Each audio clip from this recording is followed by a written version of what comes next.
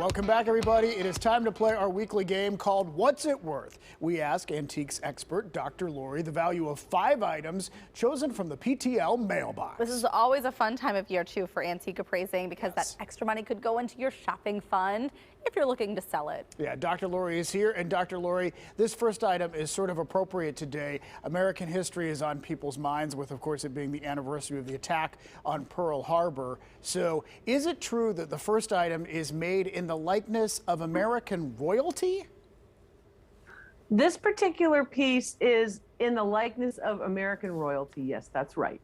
So when we think of American royalty, we actually think of the Kennedys and the image of Camelot here. Today, you're going to see a lot of pieces that relate to memorials. And one of the most famous memorials, of course, was that to our fallen president, John F. Kennedy. For those of us who were around then, this particular image is that of their young son, John Kennedy Jr., as he saluted, of course, the casket as it passed by to during the funeral in November of 1963. So this is a figurine. It was sent in and by Barbara, and I think a lot of people still have these. There was also one of Caroline, his sister. Oh, and people remember that shot, that moment of him saluting. What a moment. So who was this made by? You say it's a figurine, but like, was it made by a famous company? There are a couple of different companies that make them. There's a German company that makes one. This particular one was made in Japan, and then there are also American companies that made them too. So they were very popular, and some of them had the complete blue coat, and some of them have this two-tone that you see here, where it's basically the glazed ceramic color and then with blue details. It's about 4 inches tall. Okay. And what's it made of, did you say? Ceramic, it's glazed ceramic. It's just glazed ceramic, okay. Earthenware ceramic. Not unlike a Hummel figurine in terms of the material. Right, Okay. right. And they can be very collectible, right? Yes.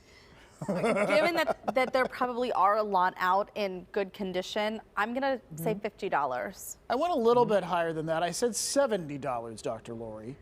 It's worth $35, and in November of each year, it's worth a little bit more. Remember, political collectibles that relate to the presidents, always high during the anniversary time. So at the time of the death anniversary, it goes up a little bit. Right.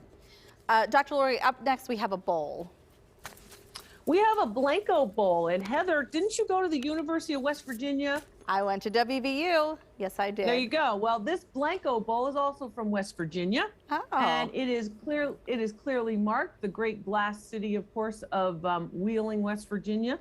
And this is actually from Blanco Drive in West Virginia, which is where the Blanco Manufacturing Company made many mid-century modern bowls like this one. It's beautiful. All right, you said some key Yeah, it words. Mid-century. Mid-century modern, as in like that stylish period that's really hot right now? Yep, that's right, David. Now, would these bowls be unique, each individual one, just because of the unique color and shape? And the form? Yeah. The shape, the form, as well as the color. Yes, they are unique, each one. Yep. Is there anything I else, know, if you kinda see something difficult. like this when thrifting, or even if you find something like this at home, is there anything you should look at that adds value to something like this? Yes, good question. So first of all, you should look for, of course, a pontil mark, which is a little sharp mark at the bottom where where they blew the glass. You should also look for a consistency of the form. So it's called a ruffled collar or a ruffled edge. That ruffle should be consistent all the way around. It shouldn't be sort of more ruffled on one area and then big and wide on the other area. So that's one of the things. Color is going to be extremely important. Certain colors are more popular than others. You know, Heather and I got the pink memo. So did Ron. But David, you didn't get the pink memo today. You know how I know. I didn't read my memos. Something. I don't know. I don't know what was going on. He's terrible at Read the reading memo. email. We know that. Okay, so did you take a guess? Yes. I said $75. I went less than that. I went $50. It's worth $50. Oh, good. And wow. we're tied up as we So head we to break. are tied up. Yeah, we do have to take a break, but you know what? We didn't get to ask you about your table there with all your Tiffany blue and all your jewelry. We know you love jewelry.